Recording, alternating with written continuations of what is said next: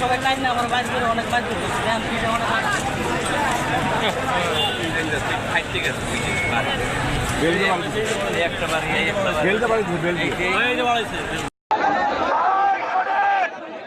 আপনাদেরকে একটু শান্ত হইতে হবে, কারণ এই রাজপথ ছেড়ে দেওয়ার জন্য আমরা এখানে আসি নাই।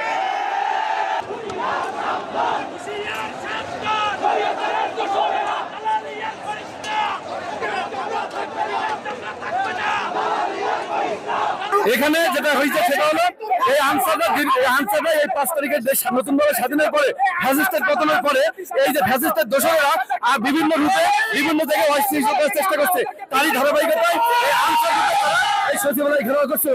আমরা তাদেরকে স্পষ্ট বার্তা দিতে চাই, এই ফ্যাসিস্টের মোদীর দোষরদের স্পষ্ট বার্তা দিতে চাই যে তারা যতই ষড়যন্ত্র করুক, তারা যতই ষড়যন্ত্র রাজনীতি করুক, আমরা তাদের সমস্ত ষড়যন্ত্র রুখে দেবো। ছাত্র জনতা বাংলাদেশে একাকার এই নতুন বাংলাদেশ গড়ার জন্য আমাদের আরো রক্ত দেওয়ার প্রয়োজন হলে আমরা রক্ত দেবো।